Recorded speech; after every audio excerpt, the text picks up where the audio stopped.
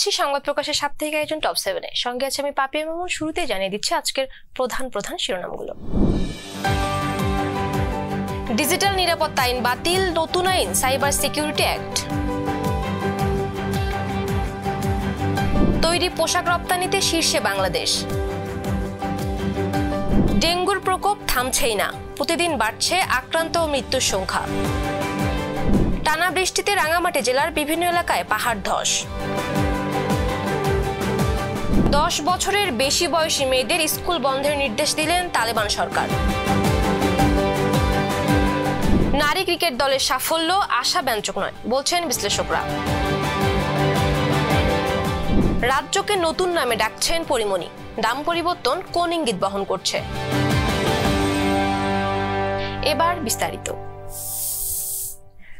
বহুল আলোচিত ডিজিটাল নিরাপত্তা আইন 2018 বাতিলের নীতিগত সিদ্ধান্ত নিয়েছে সরকার।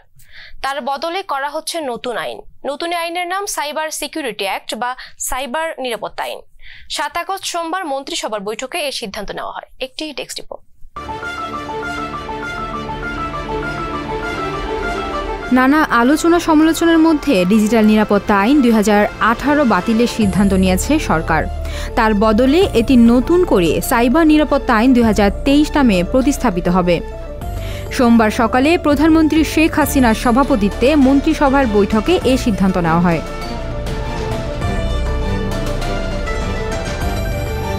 এ বিষয়ে আইনমন্ত্রী আনিসুল হক গণমাধ্যমকে বলেন, ডিজিটাল নিরাপত্তা আইনকে বাতিল বলা যাবে না, কারণ ওই আইনের অনেক ধারা নতুন আইনে রয়েছে। আগের আইনের অনেক ধারা আমরা সংশোধন করেছি।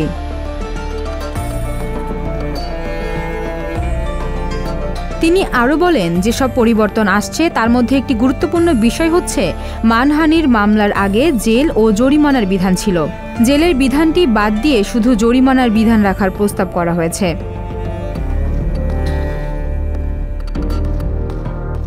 নৌ পরিবহন প্রতিমন্ত্রী খালিদ মাহমুদ চৌধুরী বলেন, ডিজিটাল নিরাপত্তা আইন বাতিলের নীতিগত সিদ্ধান্ত হয়েছে। ডিজিটাল নিরাপত্তা আইনের পরিবর্তে সাইবার সিকিউরিটি অ্যাক্ট বা সাইবার নিরাপত্তা আইন 2023 হবে।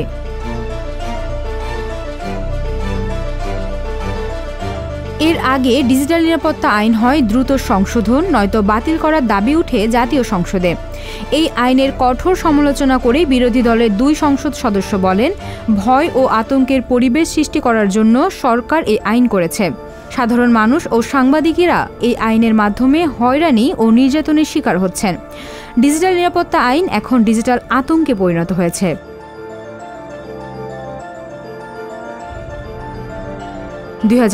সালের 19 সেপ্টেম্বর ব্যাপক সমালোচনা সত্ত্বেও ডিজিটাল নিরাপত্তা আইন পাশ করে সরকার। এই আইনের অপপ্রয়োগ নিয়ে শুরু থেকেই আশঙ্কা ও উদ্বেগ জানিয়েছিল মত প্রকাশ ও মানবাধিকার নিয়ে কাজ করা দেশি বিদেশি মানবাধিকার সংগঠনগুলো। সম্পাদক পরিষদ এবং সাংবাদিক ইউনিয়ন সহ সাংবাদিকদের বিভিন্ন সংগঠনও এই আইনের অপপ্রয়োগের বিষয়ে বারবার উদ্বেগের কথা বলেছেন। এই আইনের আপত্তিকর ধারাগুলো সংশোধনের দাবি জোরালোভাবে তুলে ধরা হয়। এরপর আইনমন্ত্রী জানান, আগামী সেপ্টেম্বরের মধ্যে ডিজিটাল নিরাপত্তা আইন সংশোধন করা হবে।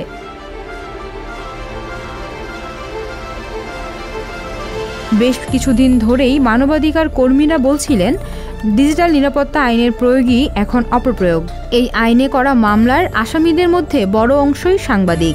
তথ্য প্রযুক্তি আইনের 54, 55, 56, 57 ও 66 সহ মোট 5টি ধারা বিলুপ্ত করে 2018 সালের 18 সেপ্টেম্বর জাতীয় সংসদে কণ্ঠভোটে ডিজিটাল নিরাপত্তা আইন 2018 পাশ হয়। সামিয়া বিন্দু, সংবাদ প্রকাশ। ইউরোপীয় ইউনিয়নের বাজারে তৈরি পোশাক রপ্তানির পরিমাণে চীনকে প্রথমবারের মতো টপকে শীর্ষে পৌঁছে গেছে বাংলাদেশ। ইইউ এর বাজারে গত বছরের অন্য যে কোনো দেশের তুলনায় বাংলাদেশ সর্বোচ্চ 133 কোটি কেজির সমপরিমাণ তৈরি পোশাক রপ্তানি করেছে। অন্যদিকে চীন রপ্তানি করেছে 131 কোটি কেজির সমপরিমাণ তৈরি পোশাক। বিস্তারিত টেক্সট রিপোর্টে।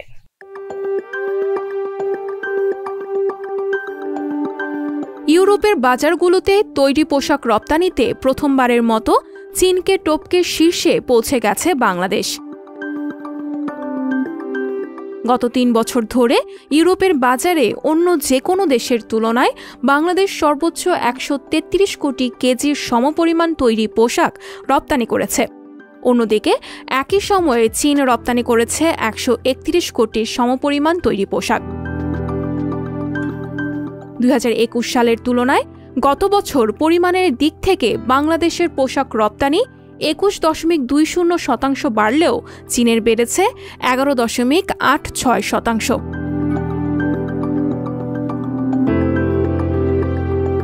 ইউরোস্টেটের তথ্য দিয়ে তৈরি পোশাক শিল্পের মালিকদের সংগঠন BGMEA রবিবার জানায়, ইইউ গত বছর বিভিন্ন দেশ থেকে $১০,৩১০ কোটি তৈরি পোশাক আমদানি করেছে। ২০২১ সালের তুলনায় গত বছর ইইউর বাজারে পোশাক আমদানি ২০.৯৭% বেড়েছে।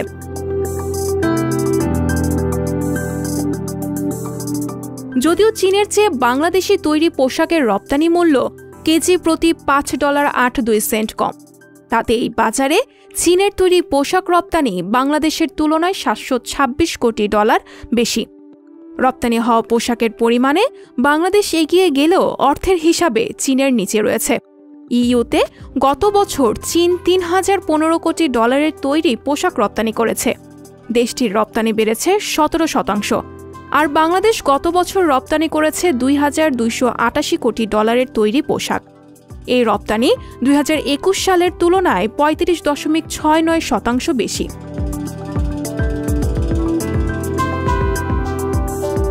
ইইউর বাজারে গত বছর বাংলাদেশ ও চীনের পর তৃতীয় সর্বোচ্চ $১,১৯৮ কোটি পোশাক রপ্তানি করেছে তুরস্ক। এছাড়া Bharat ৪৮৪, Vietnam ৪৫৭, Pakistan ৩৯৪, Cambodia ৩৮১, Morocco ৩১২, Sri Lanka ১৬২ ও ইন্দোনেশিয়া ১৩৬ কোটি তৈরি পোশাক রপ্তানি করেছে।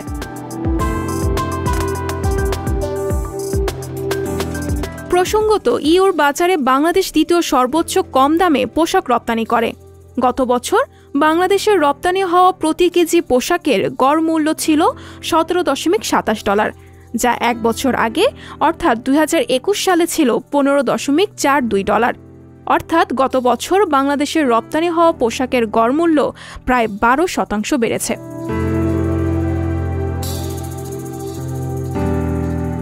সঞ্জিতা শম্পা, সংবাদ প্রকাশ। এবার ডেঙ্গু প্রসঙ্গ।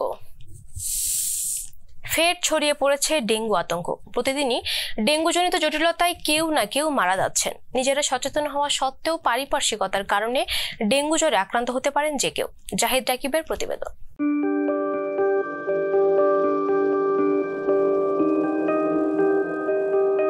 মশার ওষুধ তো দেয় না আমাদের ওদিকে, মোটামুটি ভালোই। আমার ঘরের ভিতরে তো ডেঙ্গু রোগী, আমার এক ঘরেই আছে ৩ জন। ওই যে আমার ৫ তলার ভাড়াইটারা, নিচতলার ভাড়াইটা আছে, আমার বাড়িতে টোটাল ৩ জন আছে এখন ডেঙ্গু রোগী। না না না, ওষুধের কোনো বালাই নাই, কই এদিকে ওষুধ আসে না। আসে মোটামুটি মনে করেন ২০-৩০ জনের মতো মনে করেন ডেঙ্গু রোগী আছে রায়সাবাজার এলাকা। আর অধিক আছে, সব জায়গায় আছে এখন, ঘরে ঘরে ঘরে ঘরে জ্বর, ডেঙ্গু রোগী। ও এইটা মশার ওষুধ দেয়, মশার ওষুধ দেয় মনে করেন প্রত্যেক সপ্তাহে ২বার দেয়। আগে দিত ১৫ দিন পরে একবার, এখন সপ্তাহে দেয় ২বার। নাসিরউদ্দিন সর্দার লাইন এই দয়াগঞ্জ এলাকায় মনে করেন ২৫-২৬ দিনের মধ্যে একদিনও দেয় নেই। আমি রেগুলার দোকানদারি করি, আমি একদিনও দেয় নেই। ২৫-২৬ দিনের মধ্যে একদিনও মশার ওষুধ দেয় নাই।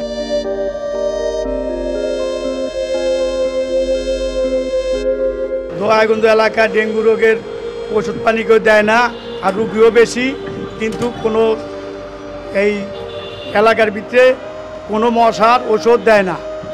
আর মশার ওষুধ আমি দেখিনি এলাকায়, কিন্তু ডেঙ্গু রোগী বেশি।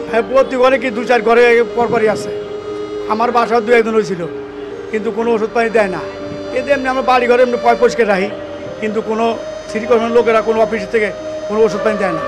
এই এলাকার মানুষ হিসেবে আমার এই এলাকায় ওষুধ পানি দিলে ভালো হয়, মানে মশার থেকে পাওয়া যায়, স্বস্তি পাওয়া যায়। আমার বাসাতে অলরেডি 5 জনের অলরেডি হয়ে গেছে। আমার হয়েছে, আমার সবার আগে আমার ছোট ছেলে রয়েছে, এরপর আমার হয়েছে, আমার উপরতলার ভাবি রয়েছে, আর হইতেছে আরেক ভাতিজি রয়েছে।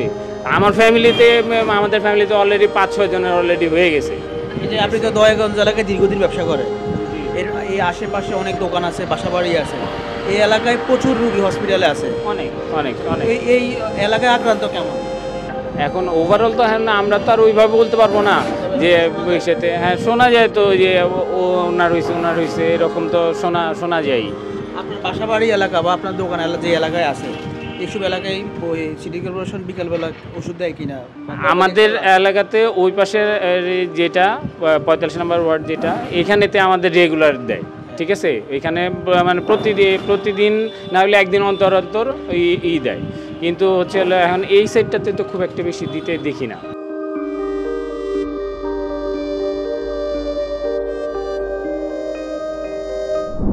স্বদেশ সংবাদ।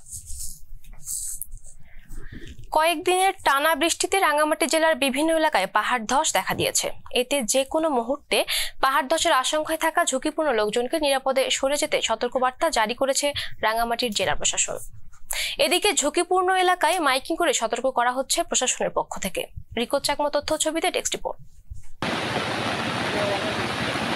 কয়েকদিনের টানা ভারী বৃষ্টিপাতে রাঙ্গামাটিতে পাহাড় ধসে সারা দেশের সঙ্গে বাঘাইছড়ি উপজেলার সড়ক যোগাযোগ বন্ধ রয়েছে। মঙ্গলবার 8 আগস্ট সকালে বাঘাইছড়ি উপজেলার মারিশা দিঘিনালা সড়কের 16 কিলোমিটার বলপেইয়া আদাম এলাকায় পাহাড় থেকে সড়কে মাটি ধসে পড়ে ও দিঘিনালা উপজেলার জামতলী সেতু ভেঙে গেছে। এছাড়া টানা বৃষ্টিতে কাঁচালং নদীর পানি বিপদসীমার উপর দিয়ে প্রবাহিত হয়ে উপজেলার বেশ কিছু নিম্নাঞ্চল প্লাবিত হয়েছে। আজকে আমাদের 6 দিন হলো বৃষ্টির কারণে আমাদের প্রচুর ক্ষেত ধান জমিন সব নষ্ট হয়ে গেছে। এখন আমরা কি করে এই আমাদের এলাকাগুলো বাঁচা যাবে, এখন কি করে মানুষ উপকৃত হবে, এটা আমরা সরকারের কাছে এবং জুড়োছড়ি এলাকা পক্ষ থেকে আমরা এইটুকু আমরা অভিবাদন জানাচ্ছি। জেলা প্রশাসন সূত্রে জানা যায়, জেলায় ভারী বর্ষণে 197টি স্থানে ক্ষুদ্র ও মাঝারি পাহাড় ধস হয়েছে। এছাড়া বসতবাড়ি ক্ষতিগ্রস্ত হয়েছে 381টি। এর মধ্যে প্রধানমন্ত্রীর আশ্রয়ন প্রকল্পের ঘর রয়েছে 13টি। জেলার বিভিন্ন যানবাহন চলাচলের সড়ক ক্ষতিগ্রস্ত হয়েছে 75টি ও ব্রিজ কালভার্ট ক্ষতিগ্রস্ত হয়েছে 14টি। গত 3-4 দিন ধরে একটা আমাদের টানা এখানে বর্ষণ হচ্ছে। এখানে বিভিন্ন যে পাহাড়ের পদদেশগুলোতে একটা ঝুঁকি তৈরি হয়েছে।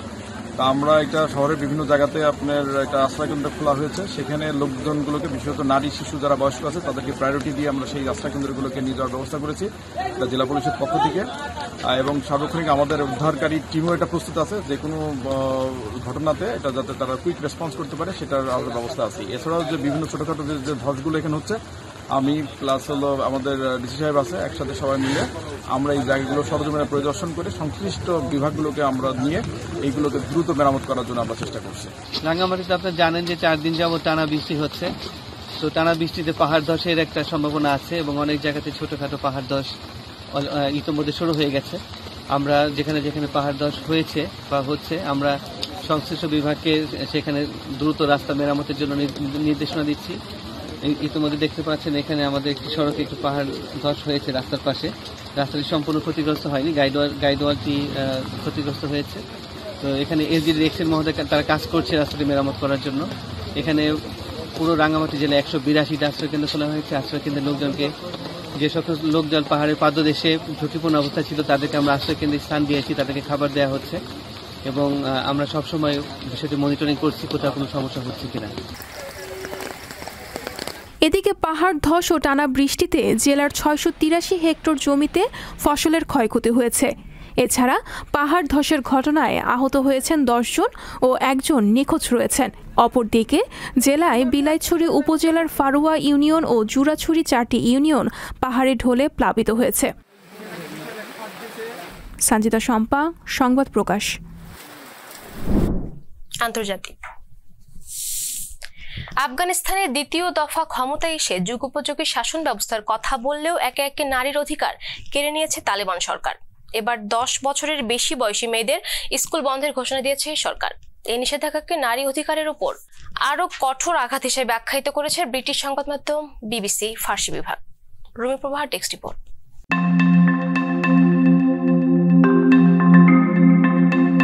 আফগানিস্তানের কয়েকটি প্রদেশের 10 বছরের বেশি বয়সী মেয়েদের স্কুলে যাওয়া নিষিদ্ধ করেছে দেশটির তালেবান সরকার।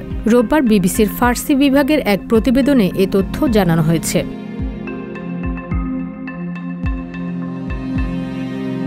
সূত্রের বরাত দিয়ে বিবিসির ওই প্রতিবেদনে বলা হয়, গজনি প্রদেশের তালেবান শাসিত শিক্ষা মন্ত্রণালয়ের কর্মকর্তারা স্কুল ও স্বল্পমেয়াদী প্রশিক্ষণ প্রোগ্রামের প্রধানদের বলেছেন যে 10 বছরের বেশি বয়সী মেয়েদের প্রাইমারি স্কুলে পড়ার অনুমতি নেই।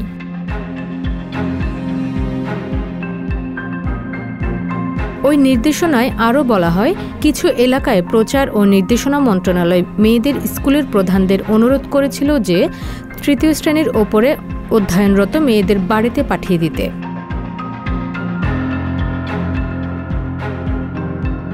পূর্ব পাকিস্তানের এক ছাত্রী আন্তর্জাতিক গণমাধ্যমটিকে জানায়, তাদের বলা হয়েছিল যে মেয়েরা লম্বা ও বয়স 10 বছরের বেশি তারা স্কুলে প্রবেশ করতে পারবে না। জানা যায়, গত বছরের ডিসেম্বর মাসে নারীদের শিক্ষা প্রতিষ্ঠানে প্রবেশে নিষেধাজ্ঞা জারি করেছিল তালেবান সরকার। সে সময় বিভিন্ন দেশের পাশাপাশি জাতিসংঘও এই বিষয়টির তীব্র নিন্দা জানিয়েছিল।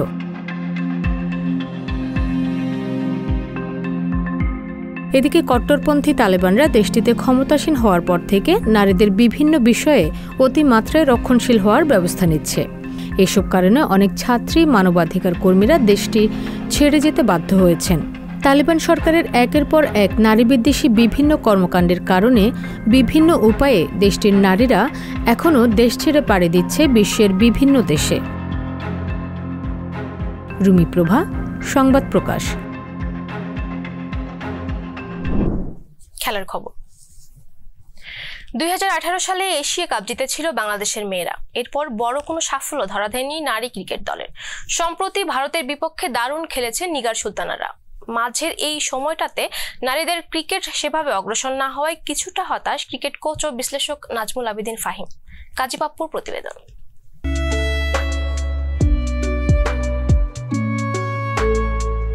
ক্রিকেটকে বলা হয় গৌরবময় অনিশ্চয়তার খেলা।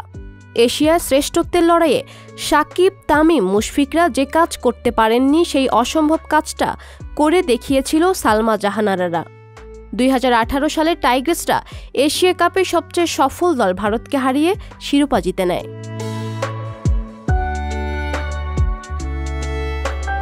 কিন্তু এমন সাফল্যের পর যেভাবে মেয়েদের ক্রিকেট আগানোর কথা সেভাবে না আগানোতে কিছুটা হতাশ সে সময়ে বাংলাদেশ নারী দলের ইনচার্জ হিসেবে দায়িত্বে থাকা ক্রিকেট কোচ ও বিশ্লেষক Nazmul Abedin Fahim.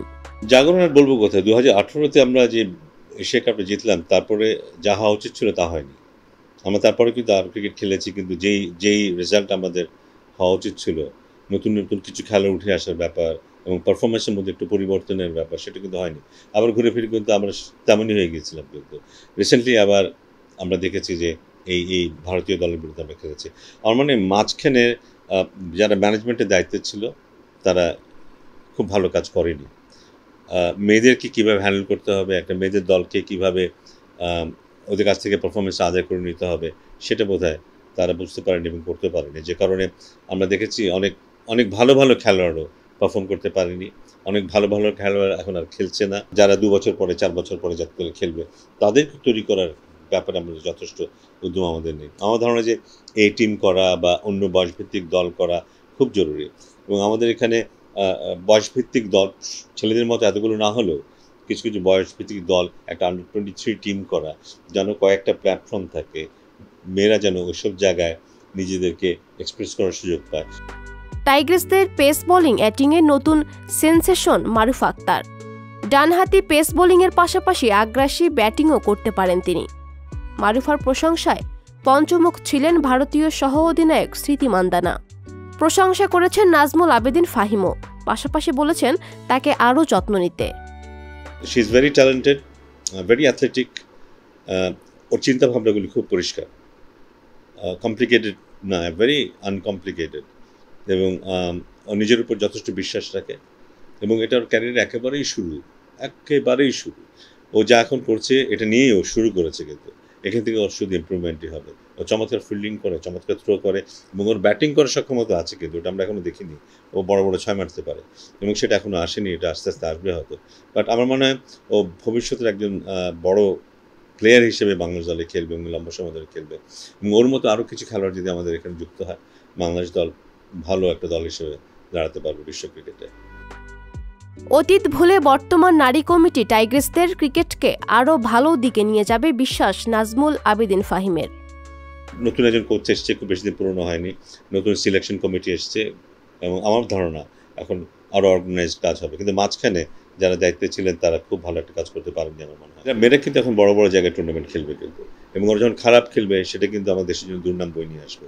So it's important তারা যেন ভালো করে, এবং তাদের ভালো করতে গেলে এই আনুষঙ্গিক সব ব্যাপারগুলিতে তাকাতেই হবে আমাদেরকে। বাংলাদেশের কাছে ওয়ানডে সিরিজে জিততে না পারায় ভারতীয় অধিনায়কের আচরণ দেখে বিস্মিত ক্রিকেট এই বিশ্লেষক। আমার মনে হয় এটা একটা ইনস্টিংটিভ রিয়াকশন যে আমাদের খুব ছোট করে দেখার বোধের প্রবণতা ওদের আছে। ওরা ভাবিনি যে এরকম একটা রেজাল্ট হতে পারে, ওরা ভাবিনি যে আমরা ওদেরকে চ্যালেঞ্জ করতে পারি, এটা বোধহয় ওদের ভাবিনি। এবং যখন আমরা করলাম এবং ওরা আমাদের সেই চ্যালেঞ্জটাকে নিতে পারলো না, সেটা নেওয়াটা ওদের জন্য খুব কঠিন ছিল আমার মনে হয়। এবং স্বাভাবিকভাবেই অধিনায়ককেই বোধহয় এই ব্যাপারে শুনতে হয়েছে হয়তো। স্মৃতি মান্দানা কিন্তু অনেক কথা বলেছে মারুফা সম্পর্কে, বাংলাদেশ ক্রিকেটের প্রশংসা করেছে, মারুফার প্রশংসা করেছে, এবং এটা কিন্তু সবাই খুব ইতিবাচকভাবে নিয়েছে। এবং আমি দেখেছি অনেক জায়গায় স্মৃতি মান্দানাকে নিয়ে অনেক ইতিবাচক কথা এসছে আমাদের দিক থেকে। কিন্তু আমার মনে হয় এইভাবে যদি হয় তাহলে কিন্তু দুটি দেশে যারা খেলা ফলো করে, এমনকি যারা খেলা ফলো করে না, সবাই একটা সুন্দর সম্পর্ক তৈরি হয় কিন্তু ওখান থেকে। কিন্তু যা ধরেন এই ধরনের আলাপ আলোচনার মধ্যে দিয়ে কিন্তু সম্পর্কটা নষ্ট হয় অনেক সময়। সো ক্যাপ্টেনের দায়িত্বটা খেলার মাঠের বাইরেও একটা বড় দায়িত্ব আছে। আমি বলি সেটা করতে হারমানপ্রীত হ্যাজ ফেইলড। আম্পায়ারিংয়ের মান বাড়ানোর জন্য খুব যত্ন নিয়ে আম্পায়ারিং করা উচিত, খুব যত্ন নিয়ে এটা মনিটরিং করা উচিত, কে কেমন করছে এই বিষয়গুলো খুব ভালোভাবে দেখা উচিত। কারণ আম্পায়ারিং উপর নির্ভর করে একটা অনেক সময় দলে যাওয়ার পরে যে নির্ভর করে শুধু এটুকুর উপরে। আর বিশেষ করে ইন্টারন্যাশনাল আম্পায়ারিংয়ের ক্ষেত্রে তো আরও বেশি যত্নবান হওয়া উচিত যেন ভুল না থাকে। আমার ধারণা খুব বেশি খারাপ আম্পায়ারিং হয়েছে তা না, বাট তারপর আমি বললাম ডিফারেন্টলি আরও কষাস হওয়ার সুযোগ আছে।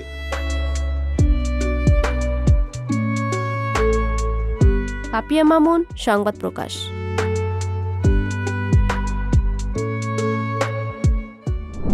সবশেষ বিনোদন।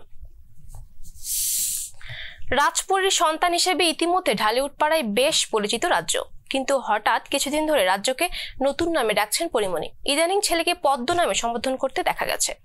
এ নিয়ে অনেকের মনে নানা কৌতূহল। হঠাৎ কেন ছেলের নাম পাল্টে দিলেন পরি? সামিয়া বিন্দুর প্রতিবেদন।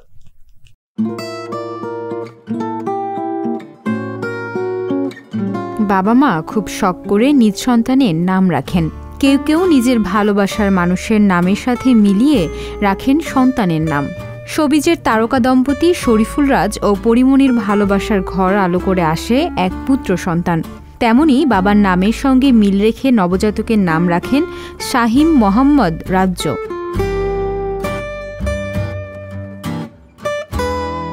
এক বছর পূর্ণ হল পরিমণি ও শরীফুল রাজের প্রথম সন্তানের। তবে এরই মধ্যে রাজপরীর দাম্পত্য জীবনে ফাটল ধরেছে।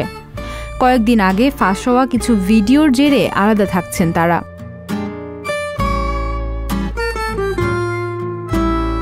ছেলের 1 বছর পূর্ণ হওয়ার আগেই দেখা গেল ছেলের নাম বদলে ফেলেছেন পরিমণি। জানা গেছে ছেলের নাম থেকে রাজ্য নামটি বাদ দিয়েছেন পরিমণি। কয়েকদিন ধরেই ছেলেকে পদ্ম নামে ডাকছেন। ধারণা করা হচ্ছিল আদর করে এই নামে ছেলেকে ডাকছেন পরি। তবে পরির একটি কমেন্ট পাল্টে দিচ্ছে সে ধারণাকেও। ইঙ্গিত পাওয়া গেল ছেলের নাম বদলেছেন তিনি।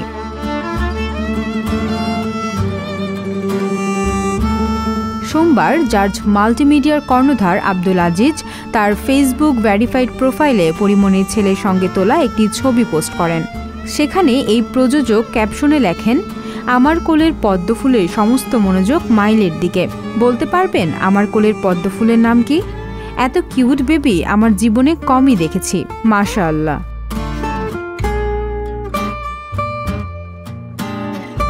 আজিজের পোস্টে মন্তব্য করে পুত্রের পুরো নাম জানালেন পরীমণি। লিখেছেন শামীম মোহাম্মদ পদ্ম। এর মাধ্যমে অনেকটা নিশ্চিত করলেন যে পুত্রকে তিনি রাজ্য নয় বরং পদ্ম নামেই বড় করতে চাইছেন। অভিনেত্রীর ঘনিষ্ঠজনের সূত্র মতে রাজের প্রতি ক্ষোভ থেকে তার স্মৃতিচিহ্ন মুছে ফেলার জন্য রাজ্য নাম বাদ দিয়েছেন পরী। রাজ্যর পরিবর্তে প্রকাশ্যে আসে দুটি নাম, পদ্ম ও পূর্ণ।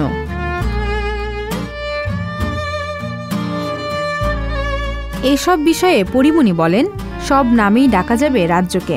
আমি রাজ্য, পদ্ম, পূর্ণ তিনজনেরই মা। তিনটি নামই আমার সন্তানের নাম। নাম কি আর মুছে ফেলা যায় নাকি? নাম তো যুক্তও হয়, এজন্য বলতে পারেন দুটি নাম যোগ হয়েছে।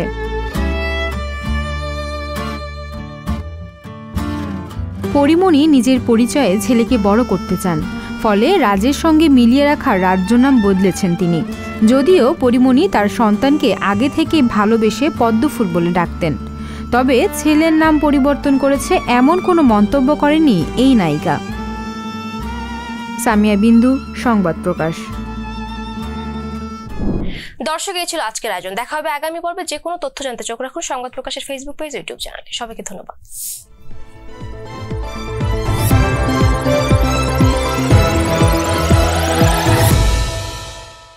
সংবাদ, ফিচার ও অনুষ্ঠানের জন্য ভিজিট করুন সংবাদ প্রকাশের ওয়েবসাইট এবং যুক্ত থাকুন ফেসবুক পেজ ও ইউটিউব চ্যানেলের সঙ্গে।